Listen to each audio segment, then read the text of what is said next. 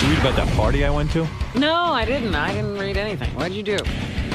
Yeah, it was in the paper that I was there, but this was pretty cool. Over vacation, I got invited to John Bon Jovi's house, who we've known for like 20-something years, John, you know. Yeah. And I'd gone to his house last year, and he had a dinner party, and he even said to me, he goes, man, I fucking blew it. He goes, I didn't have any food. He goes, How do you have a dinner party with no food? Like, he just kind of like had people over for drinks and some shitty hors d'oeuvres. Oh. And he even called me up, and he goes, I'm having a party this year. He goes, but don't worry, I got it fucking right. He figured it out this year. Yeah, and I went, well, what are you doing right? He goes, you know, I got a little band set up, and I got food, and I got everything, you know. So I said, oh, I'll come anyway. You know? Give him a second chance. I'll give you a second chance. And I had my 14-year-old daughter with me and her friend Sarah, and you know, I said, "Hey, John, can I bring the kids?" And he was like, "Yeah." So I go over there, and there's like, he's got a whole setup, you know, like nice, friggin' tables and shit. Is this out on the lawn? Out on the lawn at his house, and.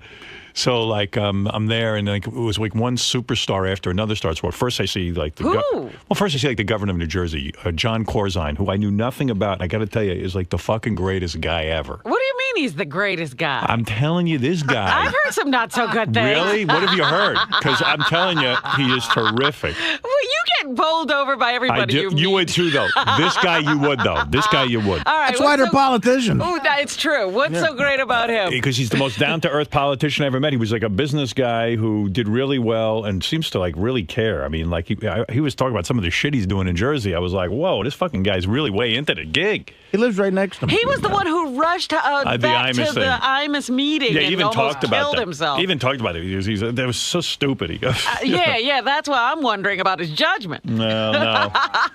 You would really like this guy. I know you would. I'm sure I would, but I like having my distance from these people. Yeah, well, anyway, let me tell you about this party. So I'm standing there, and you know, with parties, I'm always like on edge because, you know, we goof on a lot of people. And yeah, you never know when you're going to run into somebody you've forgotten how badly you goofed on. So then, like, you know, I see like Matt Lauer and his wife. No, Matt I'm cool with. Yeah, but they've had a lot of trouble in that marriage. At least that's what the tabloids say. Yeah, you know. But they were fun. They were there. Hopefully they can keep that at home. Yeah, they don't break up in the middle of parties. Don't bring that to John's. I saw Brian Gumbel and his wife Hillary, and I saw, you know, like there's sort of like a usual crowd out there in the Hamptons. You know, they're all people who own homes out there, so they all kind of. I didn't know the Gumbels were out there. Yeah, they're out there. They're nice people. You know, he's cool with me, and I'm cool with him. And then, you know, and then all of a sudden, like, then like some. Like heavy people started to show up, like Paul McCartney, Billy Joel. Really? I'm walking through the house, and I run into Roger Waters from Pink Floyd. Wow. And I'm sitting and talking to him and his wife, and it was kind of a really fun, cool, you know me at parties. I'm like, and then I'm walking over, and my daughter says to me, "Hey, Dad, can you introduce me to Bruce Springsteen?" So I go, "Is he here?" So this is like Artie's wet dream. So I go over, because I met him once before, you know, for a second. And all of a sudden he's like, "Hey, Howard, how you doing?" We talked for about 10 minutes, 15 minutes. We're talking about, he's like, you know, talking about like he can go to his old hometown. And I told him, you know, Artie lives in Jersey and you live in Jersey, and I told the governor that too, you know. Yeah, that's my governor. Actually, the governor lives like really close to me. Yeah, he's a Hoboken guy. Yeah, he's right That's what there. he said. I see him all the time. And I'm talking to Bruce for like a long time until then he pulled the move where he goes, "Oh, I got a phone call here. I got to take this. Got to go somewhere quiet." Really? Yeah. So he blew you off, you think? Well, yeah, but it was appropriate. I mean, we had it was enough. It was going nowhere. I was getting into my Roosevelt stories about my hometown, and it was Roosevelt, Long Island. I don't think he wanted to bond that much. I thought you meant the president. No. Yeah, Howard, the goddamn blacks. I get it. My phone is ringing. I wanted to ask him if he would do American Idol or not to solve that problem. Please, you have no idea that this is my greatest torture, that fucking show is starting up again and Bruce has an album out. And I'm like, is there anybody in the business who could talk him into it? And first of all, did you read, what scared me the most is I read this amazing article about Rick Rubin in the New York Times Magazine. Did you read that fucking thing? Yes. And I'm reading it going, and he's praising paraphrasing how relevant now.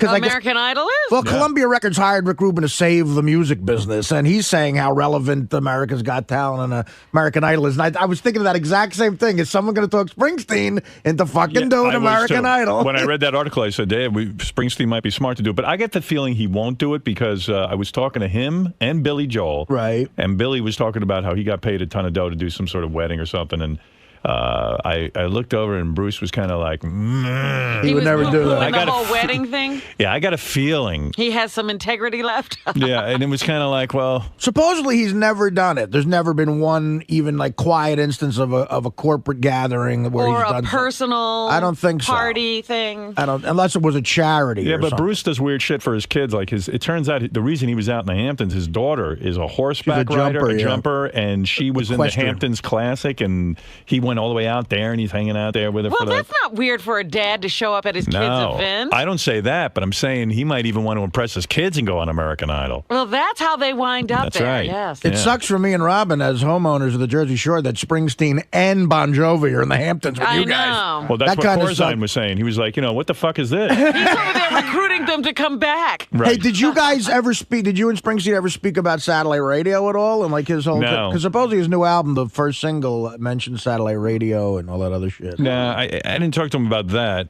And then, so let me tell you about this. So then I'm walking around and I run into, so who do I see walking in?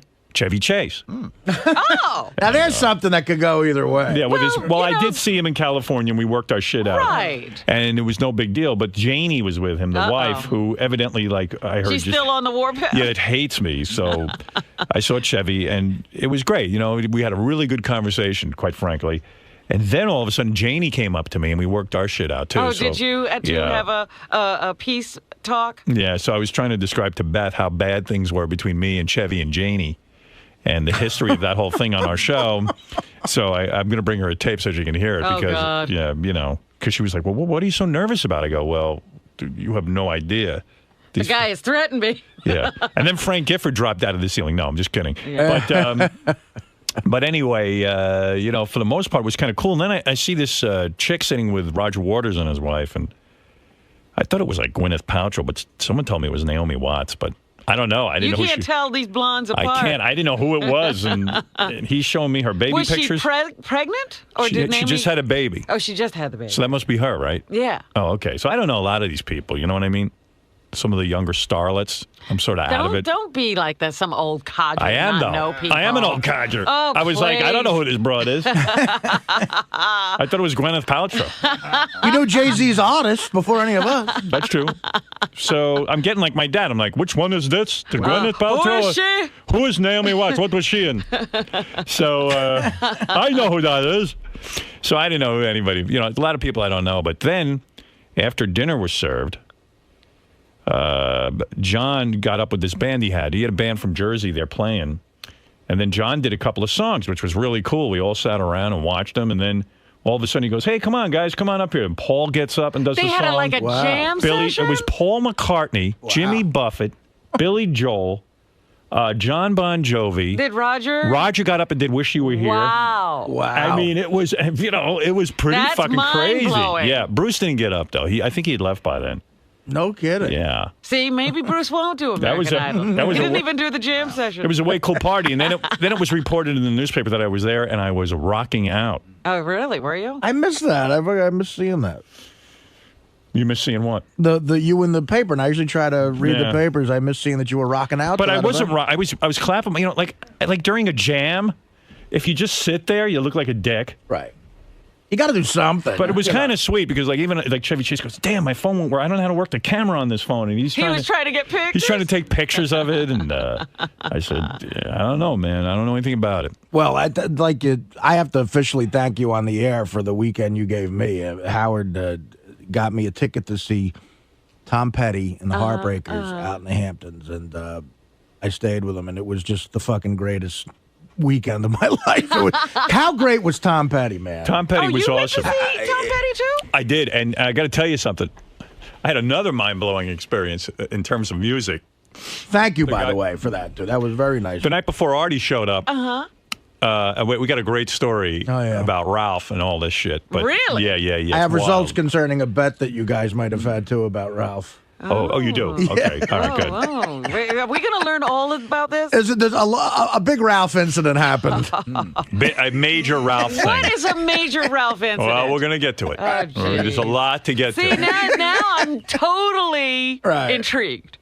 Anyway, so the night before Artie shows up, I invited Artie out to stay at my place because out there in the Hamptons, they were having a concert with Tom Petty. And it was kind of cool.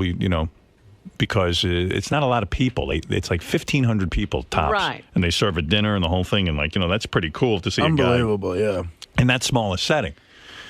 So, anyway, the night before, I got invited over the guy who owns Sirius's house. Leon. And I went over, and he usually has a dinner party for a few people every year. And, of course, I go.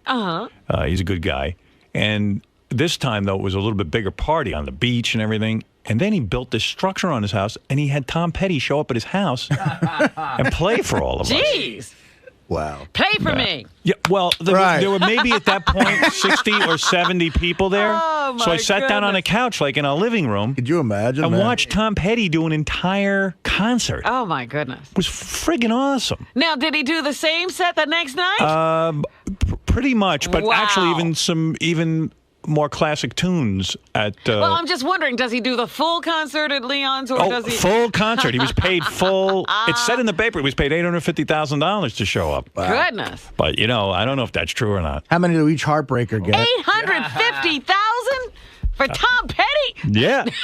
You know what? I said, hey, you could have gotten Cheap Trick for $10,000. When you go see Tom Petty in concert, though, you don't realize, God, that's his song too. He's got a million hits. He does, and they're all, and he plays them all. He doesn't fuck around. $850,000 to come to my house? Hey, look, so anyway, what are you gonna do?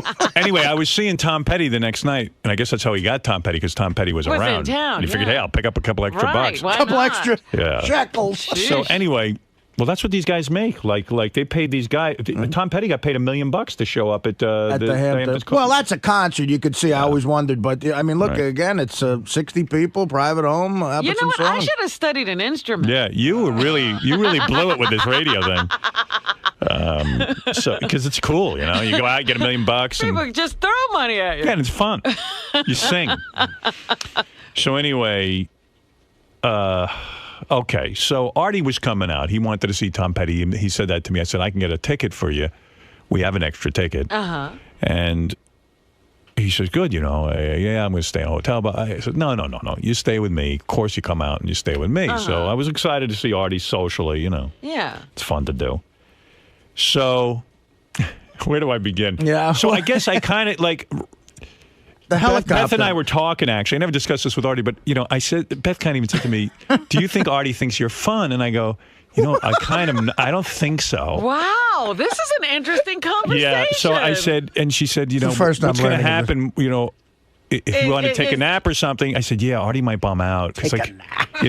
Because what will Artie do till the concert? What do you do out there? You nap? I'm all about naps. I'm always napping, and I'm antisocial. So she said, why don't you invite Ralph? So he can entertain Artie? So he can at least, because doesn't Artie like Ralph? I go, I think Artie likes Ralph. You never know, But you're not sure. Ralph. You're not sure. I said, it might be nice to have that dynamic going where Artie has a, guy hanging out there. And when you're napping, Ralph can take up the slack. Which actually was not a dumb plan, because I come off a nap and I go downstairs and I see Artie and Ralph in the hot tub together. Yeah, we went in the pool. Well, we went for a walk on the beach and had a couple of mini cigars. Did you hold hands? And of course, Artie doesn't bring a bathing suit, but Ralph cut up a pair of sweatpants for Artie, made a mock bathing suit. I had no plan on going in the pool. You were so happy in the water. No, but then I looked at the pool. It was so inviting, And I mean, you're going to a guy's house. You bring stuff. Artie was weightless in the pool. I had my own room. My room looked out onto the pool and the bathroom. Well, what did you think he was going to do with you? I put him in a sewer. Where was he going to put you in a tent and I in said, the back? We took a walk on the beach, and I said, you know what? Fuck it. That pool looks great right now. We had a few hours, and I told Ralph, go get a pair of scissors, and we'll cut up my sweatpants. So that's exactly what he did, which was good. That's like a fashion project for Ralph. Yeah. Most guys would punch you in the face. That keeps him happy. So you were keeping him occupied. I bet it made him happy, as Robin points out. And also, I bet he did a great job. He did, actually. I never actually saw the bathing suit. You were in the water the whole time. They're very even and everything. But I would like, maybe in the future. I realized, too, you wouldn't come out of the hot tub until I left.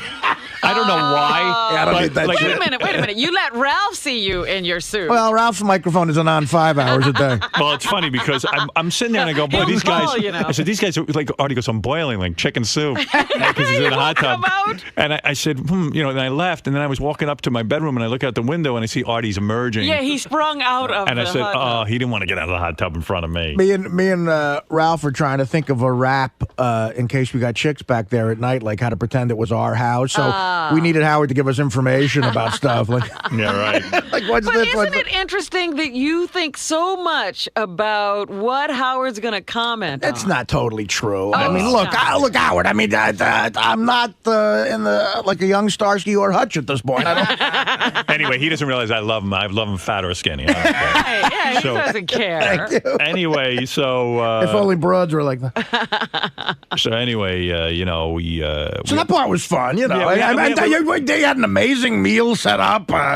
I mean, I can't even explain how beautiful the whole experience was. Food. It was great to hang with Artie outside of the show. I took a helicopter out there because I've never done that before. I've been on helicopters, but never out to the Hamptons. I said, fuck it, I'll splurge. And that's kind of where the Ralph situation starts. You want to start that story? I guess I could. And Gary's a part of this, too, by the way. Well...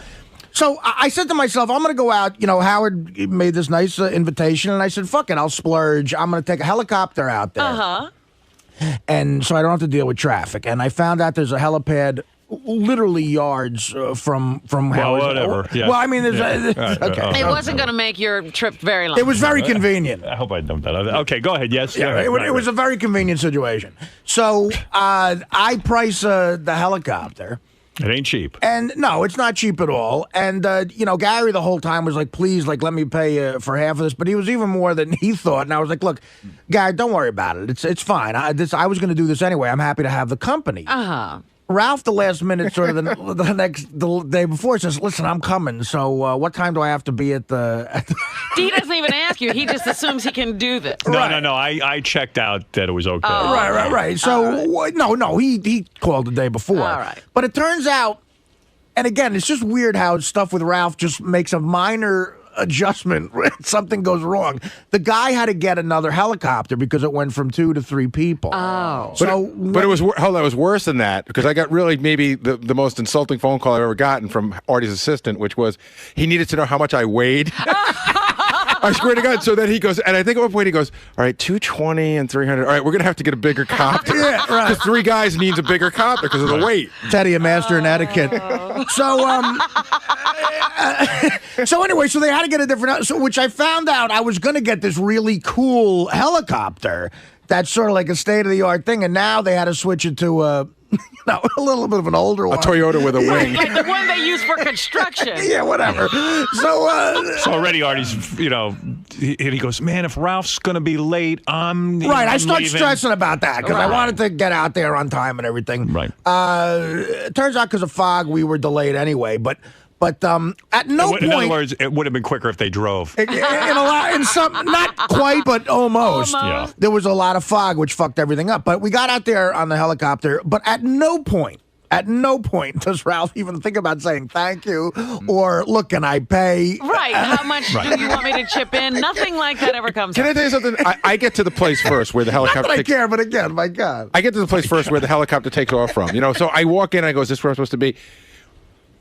Ralph, I mean, I can't tell you he did anything wrong, but there's a way he walks in as if it's his place. Right. Do you know what I mean? Like, he walks in, they have, like, Hamptons magazines out. Like, there's another couple there. Ralph walks in, like, sort of doesn't look at them, like, picks up a magazine, starts thumbing through it, talking about how great the trip is going to be as if he takes it every week. Right. It's just a funny way he is. Right. It's Ralph. Ralph acts as if, yes. Right. And so I'll get through this, and then I'll hand the ball off to you at some point here. Because it's a long thing. Yeah. Go on. I'm intrigued. I could hang on every word. So we get out there, And, hang in on this one. because they changed the helicopters, the car that was coming to get us didn't know what was the right helicopter to get. They had information about the old one that was just 2 people. So now with just 3 people, with just new helicopter, the guy didn't know where to go. So indirectly, we had to wait an hour for a car once we landed. So it really was like we might as well have walked. Right. And and again, of course, you don't blame Ralph directly for this, but it's just so funny that it's something Ralph caused indirectly that made this mayhem sort of happen. All of a sudden, it just wasn't a smooth trip. Yeah. And but I got to tell you, Howard, Artie is stressing. The 2 of you guys you guys stress out on so much stuff. Howard's having a little barbecue, and Howard's stressing because he wants it to be good and he wants everybody to be on time. And now Artie's stressing that he's fucking up the barbecue. Right, well, and you know what he's thinking about? He's freaking out. Nap. No, he's thinking about being late to Gary's party for dinner and how badly that went for him. Right. He screwed up the whole but this wasn't dinner. his fault. No, but at one point, Artie shut the phone and goes, Jesus Christ, I can't control the weather. I'm going to be, he was just bumming out that he's going to be late. He was stressed out. No, I'm just saying Artie knows that he and he doesn't want it to happen again. Right. Actually, I had forgotten completely about fucking up Gary's dinner. But anyway, I did too. I remember everything. I recall that I did. So anyway, there's that nuttiness going on, and fine. It's like I didn't expect anybody to offer this, but still, it's a nice gesture. All right. So wait. So you guys get to my house, right. and that's okay. It's fine. To get to the house, we're having a perfectly reasonable afternoon, and that night is the Tom Petty concert. And me and Ralph did hang. We sort of bonded, the pool thing and everything. And we were having fun. We started drinking. He did something. He made you a bathing suit. Right, yeah, and these guys were drinking and having a good time. And we had a great stuff. meal when we landed, and we started boozing. It was fun. Yeah, it was fun. We were all having a good time. And, I got my nap. And Ralph kept Artie company as planned. And it just, everything was going good. So I say to the guys, look, we're going to have dinner at the concert, and everyone be ready. I got a car coming and everything so we could all drink. Right. Got a car coming at 7 o'clock. Everyone be ready 7 o'clock or 7:15, whatever the time is, I said. Forgot about this part. So we're walking out the door. Everyone's ready promptly, 7:15. We got this thing timed out. And I look over, and Ralph is 2 minutes before 7:15. 7:13 starts making phone calls because he has to plan his trip to California, and he's trying to get airline reservations. So I said to him, you motherfucker.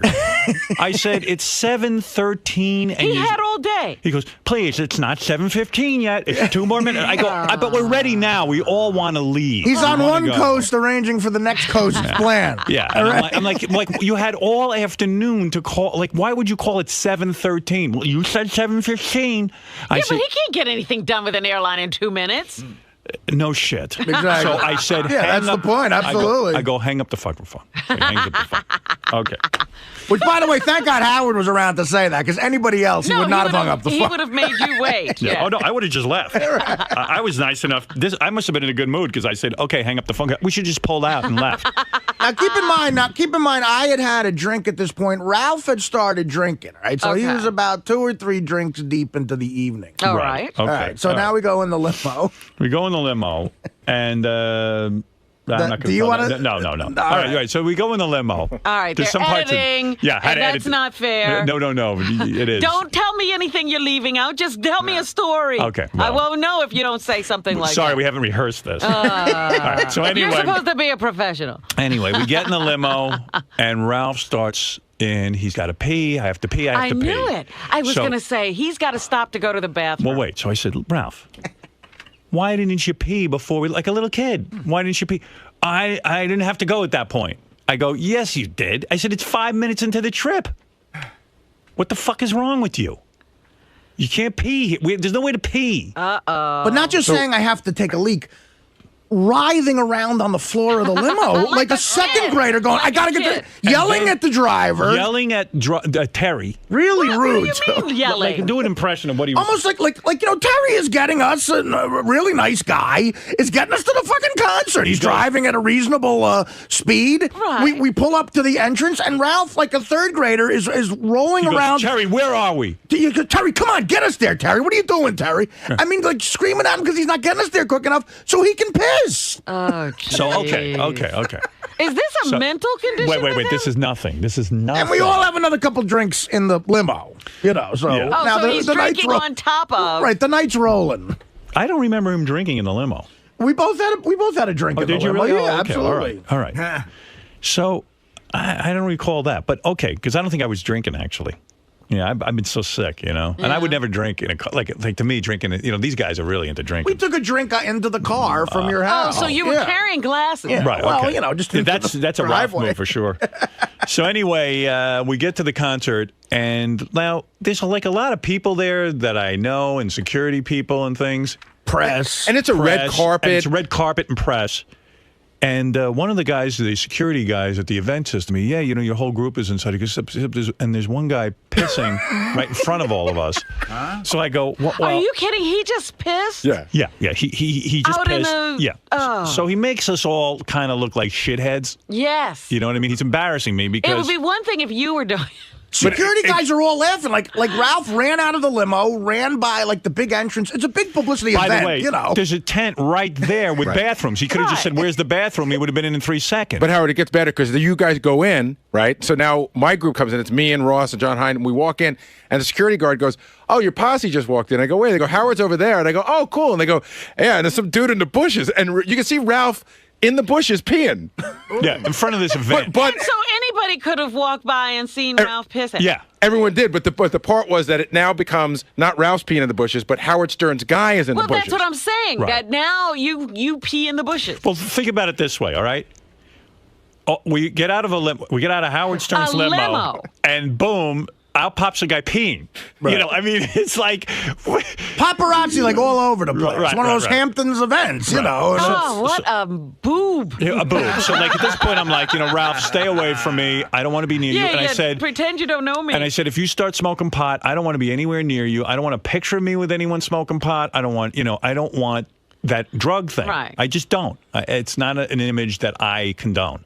The pissing is enough. Yeah, the pissing image is bad enough because people tag me as being a slob and uncouth and being an asshole. Howard Stern's gang rolls out of a car and starts peeing all over everybody. My entourage. And everyone's disgusted. Artie's disgusted. I'm disgusted. And despite Artie's on-air demeanor, he's a pretty low-key guy. And like we go somewhere and he knows how to behave. He knows how to behave himself. Guy's a heroin addict. He knows how to behave himself. Well, I can call an audible at the line at this point in my life. But I was going to say, it's not that Artie behaves himself everywhere, but he knows where to behave himself. Right, yeah, Artie's like the most considerate guy. Like when Artie left my house, the bed was made. I didn't ask him to do this. The room was spotless. When Ralph leaves my house, I find a half-smoked cigar laying on the fucking bar. Well, as you'll find out, he didn't plan on leaving exactly. Wait. We'll tell you. Wait. So anyway, That's so great. Are you still with this story? God. I love it. Okay. Please. Yeah, because this is such a ramp up. So now I'm livid because I hear everyone's talking about some guy got out of Howard's car and peed all over the place. Right. So like I'm just fucking out of my mind over this. Just sick. And then if I can jump in for that, I can tell you that Ralph swears that he didn't take anything of any kind. But early on, right after he walked in after peeing, he went to the bar. One of my friends said Ralph dropped 3 drinks in a row. Okay. He just kept dropping drinks. He started drinking very heavily. Is he now having a problem? Well, you tell me after this story. Who knows? What's going on? But at some point, when you're out with a group of people and you're all drinking, and your goal is to get at least lit. And at one point, one guy out of nowhere, like, how'd he get that drunk? That's what happened with Ralph. Like, out of nowhere, Ralph had gotten very drunk, and there were shots around. You could easily get drunk and just be drinking. None of us realized. I certainly didn't. That Ralph was like really drinking heavily, or what he was doing. Maybe he got some weed from I don't know what he was doing. From what I could tell, he drank, and then when the concert started, he went up to the front and came back, and I was talking to him, and he kept dropping his iPhone and everything, but he was perfectly coherent as far as I was concerned. Okay. Did you guys agree? It wasn't like he knew he was shit-faced. He was dancing obnoxiously and running hitting into people, but in a way, he was just being sort of Ralphish. He wasn't being you wouldn't think, my God, this guy needs help. The first tip-off that Ralph was really, really drunk was at the end. The show's over, and we're standing there, and this couple is really a big fan of Artie, and the girl's pretty cute, and the guy's pretty average looking, and Ralph, it got to the point where Artie and I thought that the guy was going to punch Ralph in the mouth because the girl wanted to take a picture. They both wanted to take a picture, and he kept saying, "You're really hot. Lose that guy. Fuck off. You can't be in the picture." Like really obnoxious, really shit. inappropriate stuff. This is the Ralph that got punched out at Scores, I think. Right. Yeah. Yeah. He says really weird things. It was such a cool scene where at the very end of the concert, I had pushed up front as well, and it was me, Ralph, and Paul McCartney standing within feet of each other.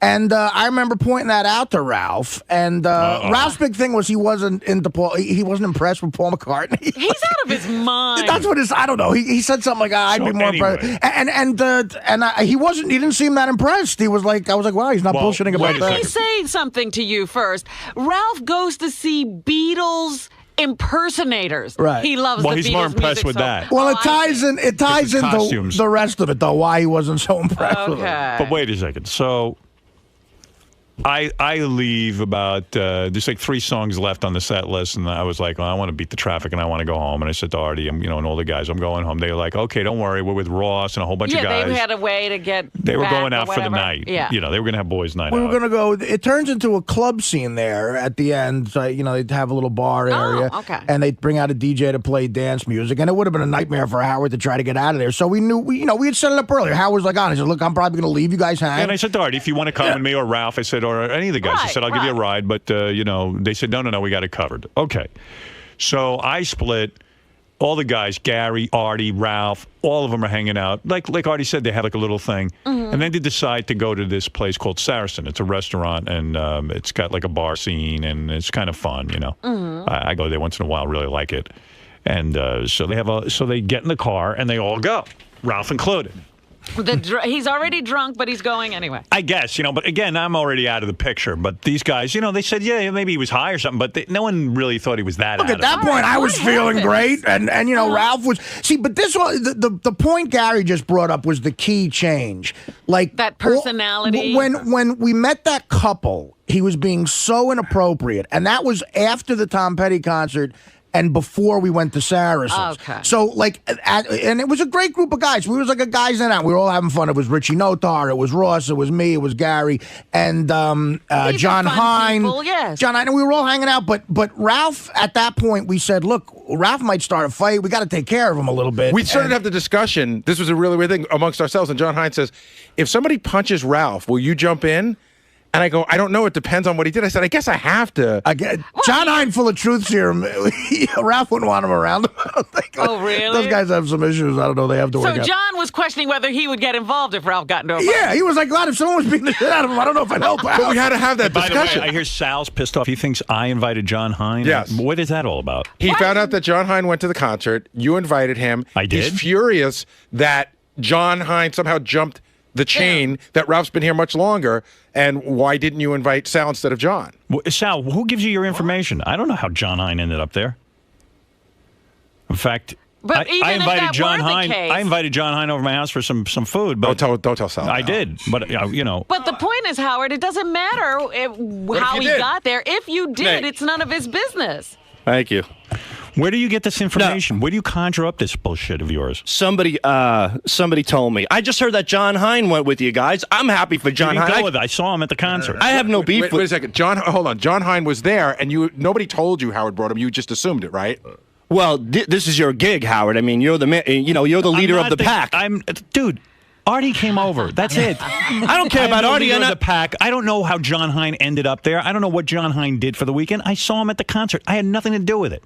I find that hard to believe. You're an asshole. So I'm just. I don't care that he said that. I was just a little hurt. I felt that you're hurt. You could have done what John Hine did. Ask John Hine how he ended up there. I'm not the one who sold the website for a couple of mil. I don't have the money to pay $3,000 to see Tom Petty. So again, you're assuming. You're making a wacky assumption. All right, very good. Whatever angle I take, I'll be wrong on this. So I'm happy for you. I'm happy for John Hine. I'm just saying I was a little insulted, okay? Now, is that wrong? How could you be insulted if I didn't invite... Insulted? In other words, let's say I go to a Van Halen concert and John Hine is there. Are you insulted? No, and I'm happy. The issue's not John Hine. It's just that I felt that... I hate to say this. Sal, you jumped to conclusions. I had nothing to do with John Hine. John, how did you end up at that concert? Gary invited me. Oh. Okay, there you go. Now All right. get upset with Gary because John jumped you in Gary's life. I'm done with Gary. Me and Gary are over. Gary and John are close. Yeah, you know. I just assumed I just assumed that you invited John Hein. No, I had nothing to do with you. Although I did invite him over to my house when I heard he was out there. Yes, you did. How come you never made Which it? was very nice. Yeah. How come? What happened to you? I was stuck at another thing that I couldn't get out. I was in Long Island City, and I couldn't get out to you in time. Wish Sal would kill himself rather than be stuck at anything. Well, let me just say this for Sal. See, John Hein knew you'd be upset, and that's why he didn't make it. Right. Smart move. All right, Well, Sal, I'm thank happy you. for you and You got to hear the rest of this story. So Yeah, I'm listening inside. It's brilliant. Yeah. All right, so we know now that Ralph is a little tipsy, but we're all a little tipsy, but who knows how tipsy he is. Right. We go to this Saracen's place. Yeah. All right. And now we get in there, and, Ross is Mr. Plan guy. He immediately is able to assess the situation, and Ross goes, look, this Ross place... is our friend. Ross Sapin, who we've talked about. Who works here. Yeah. And we get in there, and it was crowded, kind of a scene and stuff, and a nice place. But Ross was like, maybe a couple drinks and we'll go somewhere else, and we're like, fine, I don't care, whatever. And Ralph, we get a place to sit. Ralph starts dancing. Dirty dancing. With who? Like a bunch of, That's the key. like a woman who looked to be about 60. Yeah. And really tight, like with bad plastic surgery and tight, real like jeans. All John, like a did she look pants. real old? Yes. Yeah. Artie's being complimentary at this point. She Mr. Evaluator. She was heavy, and that's being, kind. And this is from a guy, when you see a model walk in, And he he goes, goes- her ears are small and her middle toe's too long. Yeah. He's out dancing with a chubby 60-year-old woman and appearing to love dancing. it. Yeah, no, he's During, totally... like that really So- annoying Latin music you hear at a feast, Artie was like, hey, there's a bunch of old broads here. I'm going home. Oh, my So Artie decides he's going to bail on the night. It's probably about 1 o'clock in the morning at this point, or 12:30. We all decide we're going to bail on this place. We're all now the group is deciding to leave. Okay. Okay. So a couple of people, Gary included, go up to Ralph and say, hey, we're all leaving now. And they While say... he's dirty dancing? While he's dirty dancing. And Ralph says, looks at them coherently and says, look, man, don't worry. I'll catch up with you guys, or I'll just make it back to Howard's house, whatever. Well, don't worry. It was actually worse than that. At first he said, I'll be fine. But then he said, you guys go and come and pick me up on your way back. Right, that's what he wanted. like we're his fucking taxi drivers. Yeah, and Gary goes, there is no way back, Ralph. We're going. That's it. Either you leave now. Or you find your own way. Right, so he's like, fine. So again, you get out in front of the club, and guys, some guy, like when you're with a group of guys, some guys are like, fuck him, especially if you don't know him. But Artie and John Hein get out front, and they go, wait a minute, we can't just leave Ralph here. We have to, we have to be sure. not? So That's John, what Ross was saying. Artie was like, you know what? The guy might be fucked up. I'm going to go in, and I am going to make sure that Ralph understands. Well, no, first Gary had a turn, then John Hein went in. He goes, Art, you're feeling guilty? I'm going to go in and ask him. So John Hein, and John is a pretty efficient So you guy. see, the evening is all about Ralph Right, and so getting him from place to place. Always. But wait a second, wait. So Artie says, I don't care what these two guys said. I don't want to feel guilty. I don't want to leave a You guy. got to go make sure for yourself. Because at this point he said, hey, maybe he's drunk and doesn't know what he's doing. This is the third time going back there. right. So Artie goes in and he says, look, Ralph, we are leaving. How are you going to get home? Don't worry, I'll get home, blah, blah, blah, blah, blah. Dancing He with goes- a chick, arm around a chick. Yeah, like, yeah. The 60-year-old broad. Yeah. He's So- still with her. Yeah. So Artie says to him, do you know where Howard lives? He goes, take the address down. Write it down in your iPhone or whatever the fuck that thing is. Right. So Artie's telling him, yelling out the address, giving him the address. Ralph goes, I don't know if I work my iPhone. Don't worry, I know it. And he repeats the address. Okay. Yeah, I realize, people sort of recognize this. I'm yelling out Howard's address in the middle of a dance floor at a crowded club. All right, because Artie felt like whatever. He needed to take care of Ralph. Right. So he goes, Ralph, do you even have? If you have to get a cab or whatever, he goes, Do you have do you have money? money? Artie hands Ralph $300 cash and says, here, take this money. I want to make sure you can get home. Now, somehow Artie, Ralph, I don't have a way home. somehow Ralph evokes this in people. I know that me. he's got the world taking care of Most him. people should be like Scott the engineer. You forget that he's even there. It should be that way, but it's not. Okay. So these guys leave. Artie decides to come back to my place. He comes home. Now, at this point, there's zero guilt in he's in no danger. Right. He's got money. He's an adult man. He seems to be having fun. He made a decision. I'm staying here. And we left. That's what happened. All right. I'm already asleep. You don't even know this has gone on. No. until the I've been in next bed for morning. hours already. I mean, I'm not putting up with this nonsense. I don't give a shit. Right. Yeah. I went home with my fiance and had a perfectly reasonable evening with her. So, you know, I got to tell you, it just sounds exhausting, right? Oh my God! I wouldn't have even gone back in and asked Ralph. So the split was, which is what Ross wanted to say. That you were with Ross. So the split was Ross and Gary and the other guys go somewhere else, and John Hein took me back to Howard. All right. Okay, so that's the split. So then, I wake up the next morning, and I don't know. I listen to my messages. Yeah. There's 5 messages from Ralph. Oh. I go downstairs. I see his room hasn't been used. Oh. No Ralph. He never made it back. I go, oh, wow. Just before I listen to my messages, I go, Ralph must have hooked up with a broad or something. I didn't know about any You old didn't know broad. about the 60-year-old. No, I just said he must have hooked up with a broad. I know Ralph, or he's staying at Ross's house or something went down. Right, he went home with somebody else. So I start listening to one panicked message after the other. It's like the first one comes in at about 4:30 in the morning. And he goes, dude, where do you live? I'm driving around with this guy, and we're stopping in parking lots asking if anyone knows where you live. Oh, and, no. And he goes, I don't know where I am. You gotta help me. So then he goes, then I listen to the next message. In fact, I have the messages. Why didn't I fucking prepare those? Them. I should. You know what? Take a commercial break. I'll go get that lined up with Scott. All right. Yeah. Because we got to hear the messages. I can't wait to hear these. All right. Take a break. Take a break. Wait, you got to hear these messages. That's too funny. Hello. Hi. 2 seconds. Is that the phone? This is the phone right here. I got to do a whole punching in. I know. Okay, this is the phone. Thank you. Dial 1. Yeah, you dial 9 first. You done? I think so. Right. Check. Next message. Let me just make sure. Next message. What's it say? Hey now, douchebag. I tried to call you before, but I got disconnected, and then I got another call. Yeah, you do. You still 3? That's it. Okay, I got it. I think I do have to bleed out words. I know. It's such a pleasure. I won't believe He sounds like he's 18 years old. Yeah, right? It's one big nightmare. So where were we in the story? So you're about to. So Ralph's calling. Yeah. Oh, yeah. Ralph's So I calling wake up in the you, morning. I see Ralph's bedroom is empty. Artie, I realize Artie locks his door at night. I noticed you do you have a thing? Because what I did was I tried to open the door to see if you were in there because I figured both of you guys were gone, and then the door was locked. I don't remember doing it. Maybe I did it out of habit.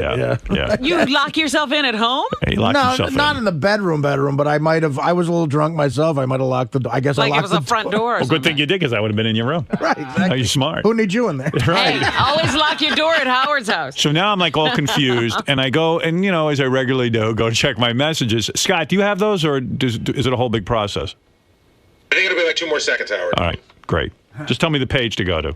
So, but what happened was, Howard left us at the concert. Everybody's hanging, having fun. I left Ralph with that money. Those guys left the bar, too. Ralph was dancing, having a good time. I made it home about 2 a.m. John Hein drove me home. By the way, me and John Hein got pulled over by a cop. What? Yeah, John Hein, of all people. So John doesn't even drink, right? Well, no. He didn't get pulled over because of that. He got pulled over. We were doing 40 and a 25 down the Hamptons main drag, and he was doing me a favor, taking me to Howard's, and I felt awful. This really cute chick. A cop. I mean, but cute. Like you'd go, wow, there's a hot chick.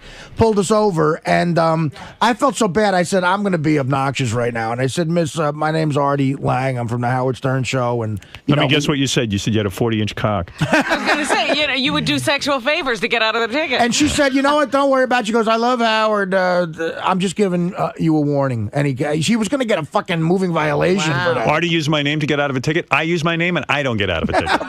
Really? Yeah. Oh, God. I've done that, and cops have given me tickets. What? Well, like I'll go, hey, Howard Stern, the guy in the rating guy, goes, oh, yeah, I know who you are. And he keeps writing. And he writes a ticket.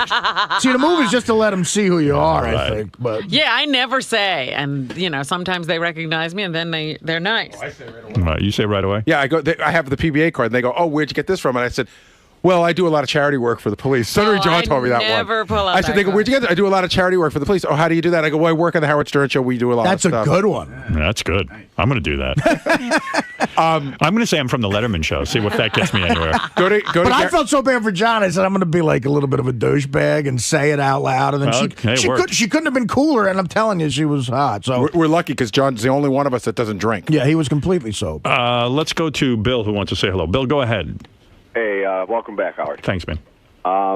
Listen, this Ralph story, the only way it's going to be any way interesting to anybody but you or maybe Robin is if Ralph dies or gets arrested or... Well, you got to hold on. You got to hold on. Well, sir, that would be great. He gets his face punched in. Are you not enjoying the story? Because I did a random... No, I'm really listening, Howard. I just they just hate Ralph. And we love to hate Ralph. Okay, because I did a random check. I said, is this interesting to everyone, or is it just to me and Artie and the guys who were there? And everyone said, no, we're all guessing the ending. We're leaping ahead and seeing what this will mean for Ralph in the future. The messages will make it better. There are Gary preview page 1 in green. Okay, thank you. So I get up and I get this message. Give me a sec. Okay. Here we go. This is the first message. Hey, man, I know you're sleeping, but So what's he supposed to do? I have no place to go. We're going back to the city, I think. Fuck, man. These people. This chick's throwing up on the side of the road. Oh, my God. This is so fucked. All right, well, can you pack up my shit? Okay, thank you. Bye. So now it's about 4:30 in the morning, and he's going back home. Right. And I'm like, what the fuck happened So that's here? the first message you get. You have to be completely puzzled. No, I'm puzzled. Yeah, right. So how did he get so out of it? Then the next one is time-stamped, I think, around 7 in the morning or 7:30. Hey, now. Hey, so I'm in Jersey City. What a fucking nightmare, man. Fucking guys ditched me. I didn't know where to go. I couldn't find your house. Went up and down the street. Couldn't find the street. And so I had to go on a bus. Oh, my God, what a fucking nightmare. Fucking douchebags. They're douchebags. Cocksuckers. Fuck. All right, man, I'm going to sleep, so I'll talk to you during the day. Just throw my shit in a bag and give it to Artie. You know, I got a shirt in the closet and some stuff in the bathroom and whatever, you know, underneath the TV to the right over there. Just throw my shit in a bag and I'm going to sleep. All right, man. Thanks, man. Bye. After all drinking, he knew exactly where everything was. Did you hear that description? Yeah, he sounds very lucid. He sounds very alert and all this other shit. I'm like, what the hell is going on? Yeah, what did they do to him? And then the third, and I'm like, well, what did these guys do? And I'm dying to wake Artie up, but I go, you know, Artie slept till like 1 o'clock in the afternoon. Artie locked his door so you couldn't. Yeah, I was in weekend mode. I put the air conditioning on. Did you sleep until noon or something? Well, on a night out, you know. I got home, I didn't get to sleep till about 2:30, and I put the air conditioning on about 58. And he's calling these guys like cocksuckers and fucks, and I'm like, man, they really screwed him over. I don't know what's going on. What did they do to Ralphie? And I'm like, you know... hey, douchebag, could you put some cookies in my bag, too, please? Can you believe this One guy? of these cookies, like 3 or 4, that would be very good. Thank you. Oh, yeah. Fuck, dude. I can't believe I'm home. Fucking cocksuckers, man. Fucking asshole. Fucking, oh, fuck. Dude, I had to, I'll tell you, I had to fucking scale the side of my building to get my house. What a fucking pig. Fuck. All right, bye. Just give me some cookies, though. Bye. So we get it. So Artie wakes up. All the guys come over to my place because we're going to have a meeting about what went down. So I finally wake up. There's a big summit. I wake up at Ross was noon, over and Gary, I make it into the kitchen. I could barely move. Like my 1 p.m., I wake up, and I see Howard and Beth, and they go, "Did you hear what happened to Ralph?" And I'm like, "Oh, fuck, what happened?" Right. And then I hear... So we tell him all this, and he goes... I fucking gave the guy $300. I went in 20 times and said to him, Ralph, I'm going home now. Do you know how to go? He goes, this is my worst nightmare. He goes, I never want to ditch a guy. I never would do that. Right. He goes, I'm fucking mad. I'm outraged. There was no indication. I was really pissed because, look, the only way we'd be in the fault is if we sort of knew that Ralph was in a blackout or something. Right. But of course we didn't know that. Wait a minute. You know what? There was no indication of that. What John Hine told me was that when he went in to say, Ralph, we're leaving, we're really leaving, this is, how are you going to get home? Ralph said, just tell Ross to come back at such a time and pick me up. Yeah, he kept saying that. And the other thing you should know, you know how Ralph has that iPhone that he's madly in love with that he plays with like a baby? Yeah. So we wondered, he's got my cell phone number, he's got Ross's cell phone number, and he's got Howard's address in there. He's got this thing that he's in love with. Fucking thing runs out of batteries. Oh, you're kidding. That's why that's another great part of the story. Yeah, so we all decide to get him on a speakerphone and find out what's going on. And we tell him, hey, you're being an asshole. Artie went in and he goes, what? He claims he doesn't remember. I said, so what are you on? What kind of drugs are you doing? Because that ain't from drinking. What's wrong with you? He says, I swear I smoked a little weed at the concert, I drank, and that was it. I said, what's the last thing you remember? I said, do you remember sitting next to Paul McCartney? And it was me, you, and Paul McCartney in the third row, I said. And we were, having a great time listening to Don't Come Around Here No More, the last song. And he goes, Art, I don't remember standing next to you and Paul McCartney. I totally would remember that, which explained to me why he wasn't that into him. But there was no indication of that night. He seemed to be all right. So I said to Ralph, why didn't you go to a hotel? Oh, there were no hotels. I go, there's tons of fucking hotels. Why wouldn't you go to a diner and just wait till, I get up at 6 o'clock in the morning. What are you doing? He goes, I don't know. I don't know what I'm doing. Somehow he latched on to some guy. Yeah. This is the mystery thing. That he was driving around with. And because his iPhone, the single biggest advancement in the history of technology, that he can't call anybody, he borrows the guy's cell phone to call Howard.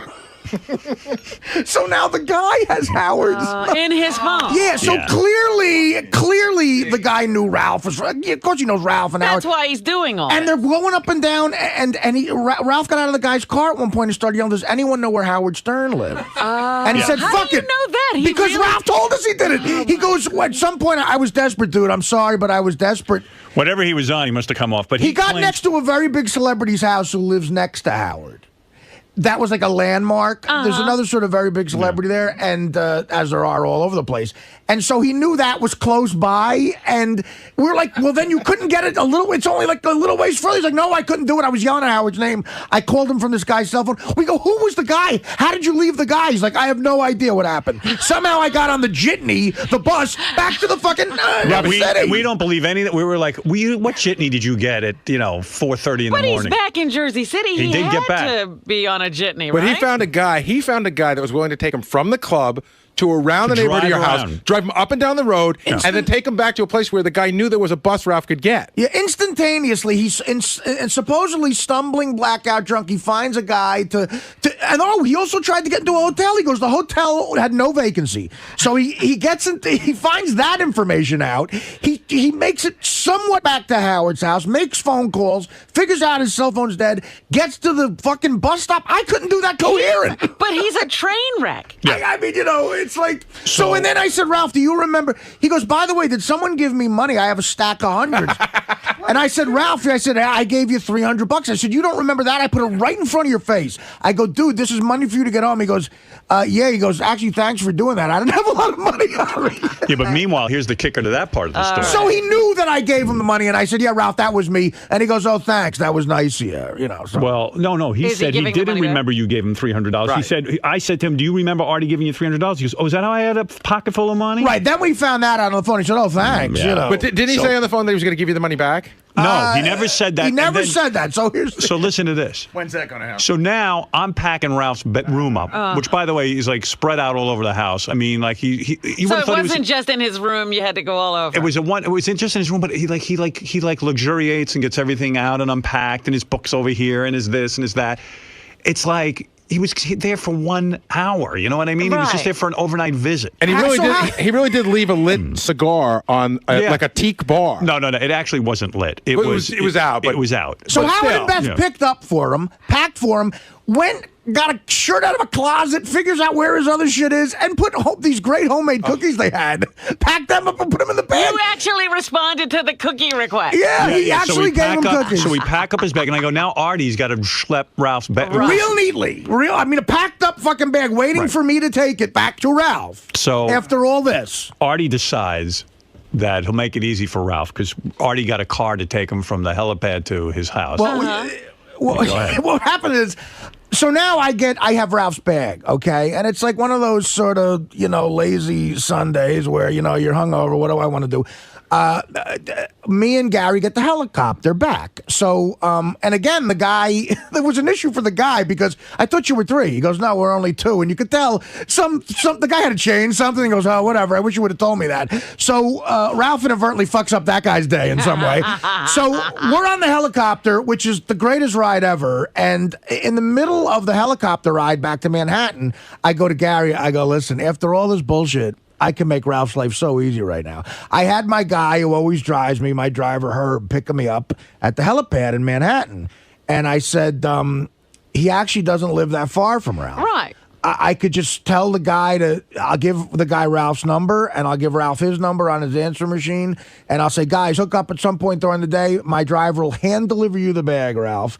And of course, though, he charges me for a ride for that. Of course. Okay.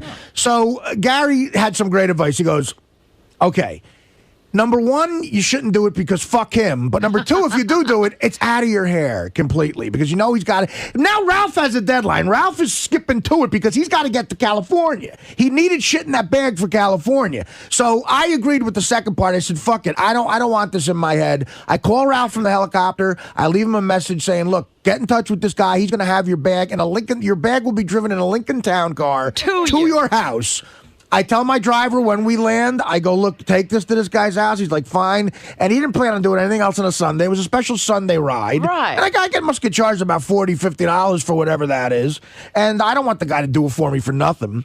So Ralph calls me back when I land. He goes, dude, thanks so much. That was really, really great. The guy fucking took it right to me. And I really need all that shit because I'm going to California tomorrow. And he goes, by the way, I gave the guy a few dollars. And I go, oh, that's nice. That's nice. You gave the guy a few dollars. He goes, yeah. So thanks, man. And I said, well, have a good time in California, I guess. And he goes, great. I will. Thank you for everything. Because by now he realized he was wrong. He goes, look, I'm not really mad about last night. I'm sorry you had to, give me the $300. He even re-brought it up again, $300. Right. Now, knowing he's going to California, he says he gave my driver a few dollars as a tip. Right. So then we just hang up, and he's going to California. I say, good luck, have a good time. I call my driver. I go, did he give you anything for me? And he goes, no, he didn't give me a package for you at all. He didn't give me any money to give back to me. He's like, nope. And I go, what did he tip you? And he goes, not much. He goes, like under $10, so just a few dollars. And, I don't know the exact number, but Ralph might dispute that. I got to check from my guy.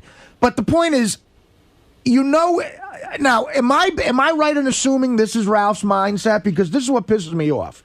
He's going to California. He doesn't have a lot of money on him. He figures, unless Artie brings it up, I'm not giving him back the $300. I got $300 cash on me. I'm taking this to L.A. Absolutely. And fuck it. Yeah. You gave it to him, Artie. Why would you want it back? You gave him the money. Artie's fuming mad because, and rightly so. Oh, absolutely. That, dude, where's my $300 back? Right. I gave it to you. He did that out of the goodness of his heart because he cared about Ralph, and Ralph is taking it. I wouldn't even say, even if he said to me, look, I needed it. I used, what's the jitney, $50? Say it's $100. Right. So he would have said, look, I'm low on cash. Here's the balance of the $300. But and again, I'll give Ralph a chance to explain himself, but I started to overthink it, and I really got fucking mad. I said his mindset was totally that Artie's not bringing this up, so I'm not going to bring it up. Right. I'm going to L.A. I got an extra $300. Fuck it. I'm keeping it. After his bag got hand-delivered, Ralph cost me $350. Yeah. On top of whatever, the helicopter would have been. And not until he didn't thank me for the helicopter, by the way, until he made this really cheap fat joke at lunch. We were all having lunch, and he makes this like dumb fat joke that I was sort of pissed. I was aggravated by it, and I don't care about fat jokes, obviously, but something about it rubbed me the wrong way. And Ralph could see I was pissed, and then he went, "Oh, by the way, Art, thanks for the helicopter. That was really nice." Yeah. And so again, it's like I don't know. I just it's that sense of entitlement with money. And it's not about the money, of course, but just he's going to claim I forgot, Art. I forgot, or of course I was going to pay you back. Is there any way I let him on in thinking you don't have to pay me that money back? I don't think I said that. No. And in fact, I want to ask you guys a question because Ralph got mad at me on a wrap-up show a couple of weeks ago. He said that I'm the one who started this rumor, a fact about him that's wrong, that he has a sense of entitlement. But doesn't everything in that story show he feels he has a right to be on the helicopter, a right to have his bag delivered with cookies, by the way? But Ralph knows that he has a sense of entitlement. But how do you not know? He wouldn't even recognize it because he's so entitled. How does he not remember the whole night? Because he's blacking out. But Howard, a couple of hours later, when you're like that, a couple hours later, he describes to the longitude and latitude where all the shit is in his room. Yeah. I got stuff a little bit to the right there. There's a shirt in the closet. And a black guy, I remember, had a shirt in a fucking closet. But he wasn't drinking then. This is, you got him before and after blackout. Speaking of blackouts, though, is Isaac here or is he on his honeymoon? I don't know. Isaac got married on Sunday. Well, Isaac's one of our guys who works on Howard TV. Great guy. What did you say? He's on his honeymoon. Oh, too bad. Because what? After all that telling about how Ralph's inappropriate, I'm going to be the... Here's a story about me being the most inappropriate. Artie accepted the invitation. I had RSVP'd that I wasn't coming. Right. Although I did send Isaac a gift, which he'll probably get when he gets back. But anyway, Artie was going to the wedding. Yeah. So what happened? Again, Isaac invited me to the wedding. Me and Isaac are friends. I think he's great. I know his wife, his now wife. Susie. They were getting married Sunday. And I went out Friday night, and I slept a day and a half. Get out of here. Hungover. And you slept a day and a half? I woke up Saturday afternoon. And again, this is what happens. If I don't have like a woman in my life to take care of me like a little baby, I forget stuff like this. So I totally forgot about the wedding. And I guess I have other friends who were going. All it would have taken is one guy to go, Art, how you getting to the wedding? You want to go together? Like, there was not one call like that. I know Richard went. You know what I mean? It was like, and I'm sitting there like in a daze, hungover, reading the sports section. I didn't remember till last night at 10 o'clock. I gander over at my fucking refrigerator and I see the invitation, and I had a feeling of such horror. Wait a minute. You didn't go to the refrigerator all weekend? I did, but it's like, this is what happens. I put it when up. You hang stuff on a refrigerator, you don't... I put it up a month ago. It became part of the refrigerator. Right. And I totally, I look at it and I go, I didn't go to fucking Isaac's wedding. And I didn't even call. So now, it was too of crap. I heard a rumor too, Robin, that you bailed on Isaac's wedding a week before the event. He knew that was a possibility. Oh, okay. It was too late. it was too late to call him. It was 10 o'clock last night. So I said, listen, I'm sure people at the show know about this. I'm going to have to deal with it. I sat down and I literally wrote a 3-page apology. You should read that on the air. You want me to? You should make it public. Well, let me Is it boring or is it good? It's me thinking of every self-deprecating, awful thing about myself to say. Don't read it then. Before he's... No, you know what? If he wants to... I'll give it to him. If he wants to read it, he can read it. But I also... And of course, to put a period at the end of the inappropriate You have to give a huge gift. I gave more money because I feel so guilty. What'd you give him? I'm not going to say that. If he could read the note and say how much if he wants. But I got it sealed here, marked to him. And guys, I'll say this to when I see you. I'm so sorry, guys. I felt horrible. Because when I did bail, Isaac said, well, Artie's going to be there by himself. Oh, God. Well, no, he's not, actually. By the way, I know I told that assistant of mine to remind me about this. But anyway, I'm not going to... it's time. I'm not going to blame him. It's time you went to franklincovey.com, got yourself an appointment book, and started taking responsibility for this shit. You're right. This is what Howard's been preaching all along. I'm telling you, it enables you to become a man. I don't forget about gigs where I'm getting paid. That's for sure. That's true. But That's true. You never sleep through those. Isaac's a good guy, and I feel terrible about it. And I'll give him this Magna Carta I wrote. Yeah. Hey, anyway, so... I feel like a little baby. You know what I mean? Like, I'm 39. I forgot to go to a friend's wedding. When are you going to turn 40? It seems like you've been 39 for about 5 years. I'm Jack Benny. You know what's weird? October 11th. The weird part of Isaac's wedding, and this is why we got to get him in here when he comes back from his honeymoon. Where'd he go? I don't even know. I don't know. If you'd been at the wedding, you might have found out. Yeah, you might have known. I feel terrible. So anyway, he had the most random invite list. You know how we always have trepidation about throwing a party because you have to cut certain people off? Yeah. But it was like I got invited, you got invited. Now, some people were pissed Artie got invited over them because they were like, well, I know Isaac longer. Like, Gary didn't get invited. Gary didn't get an invite? And he even said to me, look, I'm not complaining. I don't want to go to a fucking wedding. But not on no Labor Day weekend. No. Oh, people who get married on Labor Day weekend, you want to take them and smash their head into a fucking wall. You want to smash their head into a wall. Well, that's a whole other rap. But, look, I went to his bachelor party. I did a shot with his best man. I was like, I can't wait for the wedding. It's my bad. Sometimes you drop the ball. I drop the ball. But, Teddy, fuck him. It's his fault. So Isaac's on the phone. I got to ask you. Isaac's on the phone from his honeymoon? Hey, Isaac. Hey, what's up, guys? Hey, congratulations, by the way, to you and Susan. Thanks very much. Yeah. Thanks for the note. Howard sent me a really nice note. It was very heartfelt. Yes, and I will actually have I have a gift for you, but I have a gift for you, too. There you go. Great. Anyway. Your guest list was kind of random. It was like weird, like Artie, me, Robin. Was Fred invited? Were you invited? I wasn't invited. No, no. It was, there's a lot of things. You know how hard it is to put together a party that has a limited number of seats. It's not easy. But like, why Richard and like Ronnie the limo driver over Gary? Okay, I'll tell you why. Because I went out to Richard's house to shoot Weekend at the Christie's, and I bonded with Richard. And I've been friends with Richard since the day he arrived at K-Rock. I was close to Richard. Why Ronnie? Because I used to do the hallway camera, and I had, spent a lot of time with Ronnie. And even though Ronnie breaks my balls constantly, probably more than anybody at the show, Ronnie's always doing it with a smile. So I kind of, the way I gauged it was I couldn't invite everyone from the show. There were people that I wanted to invite that I couldn't invite because of numbers and because of, you have to let your parents and you have to let your bride invite people. And I kind of thought of it as, when I look out into that crowd, who are the faces that I really, really want to see? And you don't want to see Gary's face. No. You didn't want to see Gary or Fred. I like Gary, but I don't have that closeness with Gary that I have with some other people on the show. Yeah, I don't blame you about Fred, too. I mean, I understand that. Well, I was upset. When I get married, I don't want to look out and see Fred. You don't want to look out and see Fred? No. Consider me a no. I love Fred. I just don't know. I just don't have like a closeness.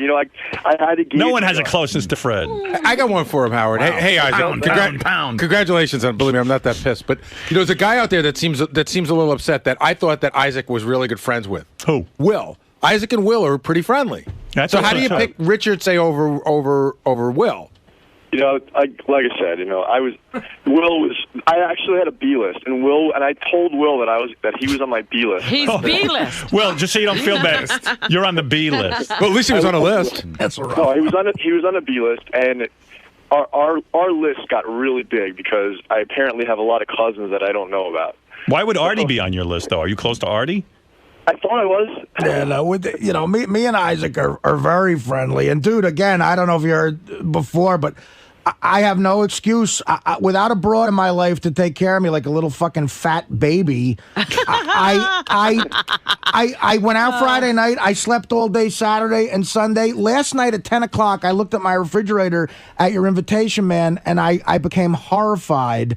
And I realized no one called me. No one even said. Well, my invitation was on your refrigerator, and you didn't see it for 2 days. I don't believe that. Well, that's what I said. He had to go to the refrigerator. No, it became sort of part of the scenery. Yeah, it became like part of the refrigerator, yeah. and I because it was up there for so long. But I mean, I have no excuse. I literally. That's bad. No one called. What do you have an assistant for? Well, listen, I guarantee I told that Teddy little motherfucker to remind me about it because You're gonna fire his ass, or you? I just would have liked to have seen. You would have had a great time. Isaac, you know what's sad? A B-lister could have taken his place. That's right. Like Will. That's of course, And Will's a B-lister. Isaac, I am so sorry, man. I wrote you a 3-page apology, and I have a check for you, and I don't know what to say, man. I'm sorry. I'm sorry to Susan. I know how women. Susan's a piece of ass. She's hot. I was just looking at a picture of her too. She's got nice titties. Oh, stop it! Thank you very That's much. his wife now. Big deal. About. You did well. I'm happy when a guy tells me my wife would have nice titties. Isaac's wife is a very talented line producer. As a matter of fact, we interviewed her she worked on the Chappelle Show. Look at her titties in that picture. Yeah. And we interviewed Isaac's wife to line produce Beer League. Isaac, is that her wedding dress that I'm seeing with the pink sash around it? Or is that like that's her wedding dress. Boy, with the titties like that, huh? Pretty revealing. Yeah, she got into really good shape for the wedding. She's always been great. I mean, she's amazing. I definitely score out of my league. She wear a bikini or a one piece? She wears a bikini. She doesn't really go to she doesn't really like the sun though, so she stays out of the sun. So she's got a flat, hard stomach? She's in amazing shape right now. She does have a flat stomach. She's got a great body. And those are real titties? Good breast to stomach ratio. And that's real boobies? Those are real boobs. Nice. She's got a nice face too. She was really. I mean, I think one of the first things that she said to me, she looked out and she goes, "Artie's not here." Oh God! I'm like, yeah. Well, let's give him a little time. Maybe he's late, but. I assume you were at the wedding, right? Yeah, I was at the wedding. I had a great time. Picture. I'm just saying for the audience. Yes. We set a chair for Artie, in his seat. We put a Jack in water and put his name there. I mean, you know why I have no excuse? Because even, of course, the baby that I am, I was late in RSVPing about whether I was going to bring a guest, so it went out of the way Isaac had to extend it a few days. Artie, you bringing a guest? And I made sure I said no. I'm gonna come solo, and that's when I know. There's your chair. And that's when I know. I told Teddy, look, man, you got to remind me about that too. And I guarantee, motherfucker. I told Isaac 3 weeks ago. I don't know, man. I mean, everybody had all this trouble RSVPing, but Howard did everything right. I know. Well, Howard just says no right away. How did he do everything right? He says no right away. Hey, because it's he's better not than going you. anywhere. It's better than Robin, who gives you a yes, sort of, and then a no. I mean, he says, I can't. Just fucking say no. Isaac, how long ago did I tell you that Artie was definitely not coming to your wedding, even though you RSVP'd yes? Doug predicted this thing. Why would you think that? The guy just look. I'm right. And I know, but have I done this in the past? Well, I don't know if you want to get into that. But I did. Sort of. When? It was a shoot. Oh, yeah, sort of. But that was a work. Sort of, right? Sort of, yeah. I'm also concerned about Artie sleeping for a day and a half. What did you do on Friday night? Well, I played. He hibernates like a bear. You know what I think did? He eats an enormous meal and and then goes into a cave somewhere. Friday night, there's these guys I play poker with every once in a while, and they're sort of high rollers, even for me a little bit. And I sort of really there's guys I've known for years, but I sort of really gotta get in the right mood to play poker with these guys. Which means and means he gets wasted. No, we played a big game of poker, and I got home at 7 a.m. and I explained this in my note. I got home at 7 a.m. on Saturday morning. The wedding was on Sunday, so I went out Friday. We played this 18-hour poker game. How much did you lose? I actually won. We have to $8,100. Really? I won $8,100. Impressive. But this is the same game I lost $38,000 years ago. Remember? So you're down. Still, and I got home at 7 a.m. Saturday, and I had a nice big breakfast. And I went to sleep, and aside from getting up to take a leak, I didn't wake up again until 5:30 p.m. on Sunday. Wow. So I slept for like a bear. 32 hours. And well, you should have seen him in my house. He was like the whole. You didn't know if Artie was coming out of that I said, room, what if Artie died? I couldn't open the door. As a matter of fact, I was so afraid that I was going to just keep continuing sleeping at hours. Ed, you're on the air. Go ahead, and then we'll get to Richard. Yes, Ed. Hey, I think Artie's back on heroin. I don't think so. He's missing the wedding. He's carrying lots of cash with him. Who carries all that cash with him? Well, when you're going to play poker, what are you talking about? All right, let's go to... like the cash I gave to Ralph. $300 out in the Hamptons. The world is not exactly your oyster, Ralph. Yeah, Mike, you're on the air in Toronto. Yeah, it's Paul. I just wanted to go back to the thing about Ralph asking you for cookies. What was that all about? Pack my bag and throw some cookies in there. Well, we had these delicious homemade cookies. And, Unbelievable. He was all angry that not only did he have to go back to Jersey City, but that he missed the cookies that were going to be for lunch. He's still thinking about the cookies. Yeah. Well, where's the manners, too? He just calls and says, do it. Yeah, well, that's why he gets this thing about being entitled. Now, where did he go in California? Because Sam Simon and him had a falling out, so he's glomming off John Stamos. So he took the Stamos invitation. He went to Stamos' house. Stamos went to Burning Man out in California. And left Ralph the house for the weekend. Wow. Yeah. So he goes, I'm glad Stamos has kind of got the place to myself. Oh my goodness. I'm thinking of the week Ralph had last week, and again, my great week ended. Yeah. When I got on the helicopter. Right. This was just beginning. He had other plans. What do you want to say, Richard? Back to the Artie sleeping thing. We took a nap together on the Rescue Me set in his trailer, and this assistant girl, I felt so bad for her. She had to wake him up from his nap, and he was like out of it. She was Artie, and Langford's there with a microphone recording it all. And he looked so funny when he woke up. He just stared and looked around around like he was just been born or really, something. I'm like a baby. Sure, like at a that crazy point, kind of sleeper. on that point, I'm so depressed. But I got back from this card game. I had won a little money. I was a little hungover. I had cold pizza that was left over in my refrigerator and 2 Cokes. Ugh. And then I fucking I slept. I slept for 34 hours. Me and Doug were talking at the wedding. I don't even think that's possible. We were talking. We wanted to guess. Like, I'm sure Artie is giving Isaac a ridiculous amount of money because he didn't make the wedding. Like he's throwing money. Listen, at him. Isaac, tell me how much. He's giving him all of his Isaac's winnings. gone already. I hung up on him. I didn't mean to hang up on him. Yeah, but I mean, must have. there's a reason that Isaac had a wedding on a Sunday on a holiday weekend in the morning because they had low budget. Yeah, so I know. one seat was a big deal. I know. And I What'd felt you give him? I'm not saying that's up to Isaac if he wants to. But the one thing I will say to Isaac, I said, please just don't waste your time arguing with me. Give me over under $3 grand. Is ripping it up 4 the check. figures? Is it over $3 grand or under? Is it 4 figures?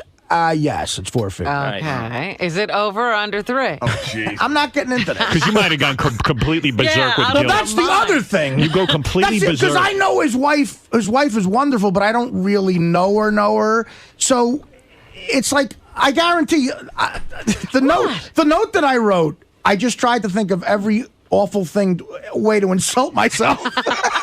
And then at the end, I said, look, I'm sure this figure is inappropriate, but please, what else would you expect at this point? I have no other way to make up. Yeah, and again, this is you can see why I... Artie's insane with money because I'm a pretty good tipper. I really am.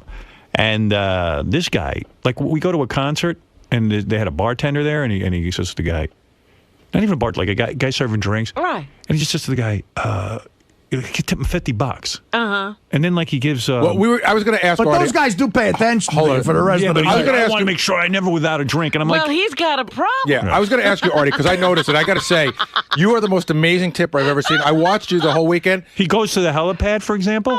Some guy takes his bag out of Artie's car and puts it on the helicopter. Artie gives him $100. It was like Artie, that was like a 10-foot walk. That guy brought it into the thing. It was like a 10-foot walk. $100? He's Jackie Gleason. Again, it's and the thing, it's not out of kindness. It's out of insane insecurity, which is why. Like, are you afraid that guy's going to talk bad about you? No, I don't know what it's. No, because I tip with money I didn't have before I had money. I would overtip. I thought you were just too constantly. lazy to get change of 100, so you just give everyone Yeah, 100. maybe That you has didn't happened bring before. anything smaller. That has without question happened before. It's like, I don't want to. I'm like, just take it. I don't know. I mean, but, even handing Ralph $300, it doesn't take $300 to get back to Well, I wanted to make sure. Look, there's no way this fucking guy could not get back. It was very nice of you. But I heard you guys had a bet whether or not Ralph was going to pay me back. Was that true? I don't know. I did. I said. Yeah, we did.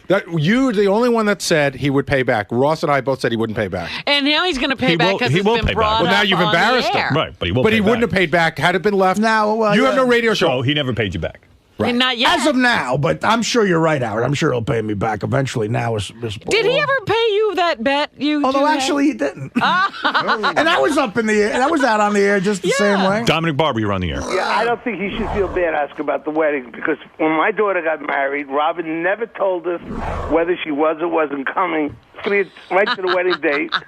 It's terrible. Hey, did Robin bring a weird 13-year-old girl to your wedding? No. And Howard. I asked that. I had a guest. You wanted me at your wedding. I think you asked me like the day before. It was like a day or two before. Oh, my God. No, really. I read it. Still carrying on about It's this? just funny. It's just odd behavior. It's odd behavior. This is why weddings, I'm telling you. I hate you, and now I'm sorry I ever came to your wedding. I loved having it at the wedding, but more than a few people. Like, that was at the time where your sexuality was in question. Right, I have a 13-year-old girl. And everyone's like, what's with Robin and the 13-year-old girl at the wedding? Yeah, but you assumed she was also a pedophile?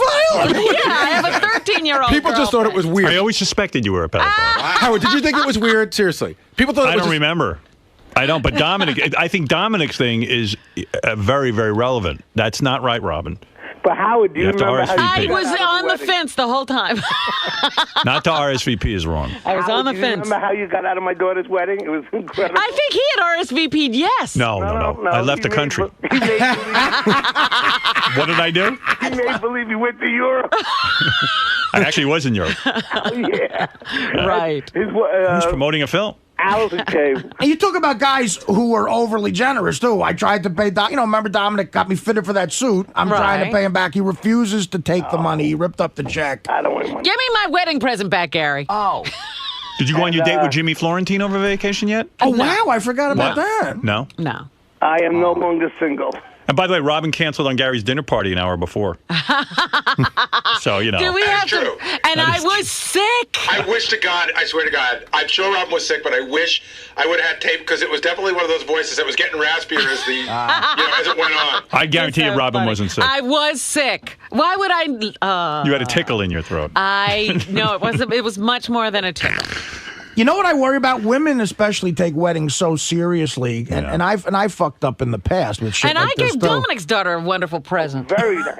Very And generous. so did Howard. No, you both gave great presents. All right, thanks, Dominic. Let me move on because Lisa G's got it. What is it, Doug? Oh, no, just one more thing about the wedding. When a hillbilly tries to dress himself up in a tuxedo, it was so funny. Richard was so clueless with what he was wearing. You know those like a handkerchief that you wear, like you're supposed to have a nice handkerchief. So Richard had it, and I was like, that looks too pocket perfect. square. Yeah. Yeah. So I lifted it. It was so I pulled it attached? out. It's attached to the cardboard with the price tag on it still. And then he had like he couldn't button his shirt, so the button's unbuttoned on the top button with a black T-shirt underneath sticking out. Richard, you were doing a bit. You know that you can't have the box and the receipt on the fucking handkerchief. No, I had it inside my pocket where you couldn't see most of the time. Doug just pulled it out. You never took it off? No. If you can't see it, why take it off? Got a point there. There's Richard. But I gotta say, Howard, I gotta give you a compliment. Like you Jewish people know how to throw a wedding. It was a blast. Think all You Jews? Jewish people. Yeah. Think all Jews know how to do it? Oh man, like I I've gotta been to a thank couple of shitty Jewish weddings. I gotta thank Isaac and Susie because it was a lot of fun. They lifted them up on the chairs and everybody was dancing and the booze was flowing. It was a lot of fun. Richard's like, why are they lifting the Jews up in the air? It's symbolic of getting away in the Holocaust. Richard's like, where's the rope? You say everything's amazing though, so. No, I had a great time. It was a morning wedding. He was drunk off his ass by like 12:30. Bill, you're on the air in Harrisburg. Hey, Howard, how are you? Free How you booze. doing? First time caller, long time listener. I was actually wondering if Isaac would ask Artie to read the letter over there. Oh, Artie will read it on the air. Do you want to hear it? Yeah, right now. Yeah, let's hear your letter. He said he would let Isaac do that. Isaac will reveal the amount. No, he said Isaac could read the letter if he wanted. Okay, listen. No, I put the kill on reading Isaac's letter because I just thought it would be real long, but maybe it'd be funny. It's three. It's going to be hilarious. Let's hear it. Come on, read it. I'm not. There's no way I'm telling you what the check is for. All right, well then just leave out the dollar amount. Just leave out the dollar amount and read the letter. Let's go blank. You want Isaac back on the phone to hear it? Nah. Yeah, he should hear his apology in person. I mean, again, I wrote this at the height of feeling so. I might have had like as soon as you. I know, it's awesome radio. Definitely. I might have had a whiskey. I'm feeling Fred's piano music coming on. The height too. of self-hatred is Let's when hear I your wrote. letter. Go ahead. Isaac and Susan.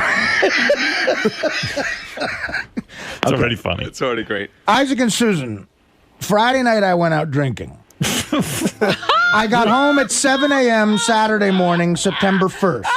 Here's the chronology. I passed out, and when I woke up, it was Sunday at 5:30 p.m.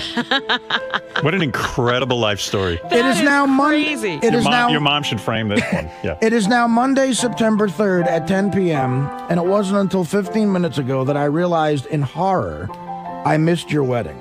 Isaac and Susan, I am a drunk. Well, listen, words can't express how sorry I am. I consider you guys great friends, and I'm a wreck about it. I offer nothing that can be even barely recognized as an explanation, except to say that I am a mess.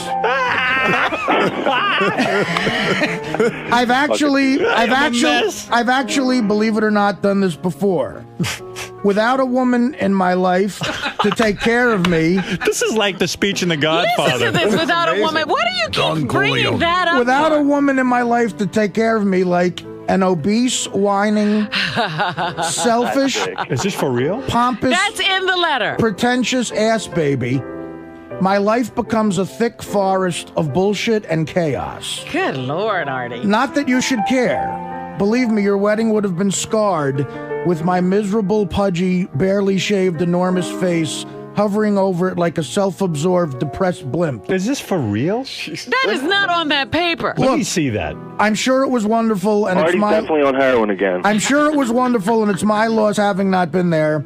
Look at it this way: at least you have an asshole friend to talk about at parties. Feel free to speak of me loudly, since I will probably be missing another great affair, sleeping through it like a stuck pig filled with whiskey and Excedrin PM. It's the greatest letter ever. Does that really say that? Please accept this check as my wedding gift. If the amount seems inappropriate, don't give it a second thought. What else would you expect at this point? The money is better off with you. After all, how many double-stuffed Oreos and Marlboro Reds can one douchebag buy? Wow. Wow. All the best. You're a great couple. Sorry again, Artie. P.S. Please excuse the vomit and grease stains on this note. Jeez. Can we photograph that note and put it up on howardstern.com? That is the greatest note this ever. is the regrets note everybody should write. I let it flow. Dude, that is the greatest letter ever. Shame on me not having to read that. If you ever miss anything, use Artie's I'm letter. inviting you to everything, hoping you miss something. Wait, go back to that part about where I couldn't even believe it was written. What is that? That was the without a woman in my life. Yeah. I got to hear that part again. Hallmark should make a card out of Without that a letter. woman, believe me, I just said fuck it. I'm just going to write this. I got a feeling his check is for over $5,000. I would say $5,000. Yeah. Without a woman in my life. Go ahead, read this. Yeah. Without a woman in my life to take care of me, like an obese, whining, selfish, pompous, pretentious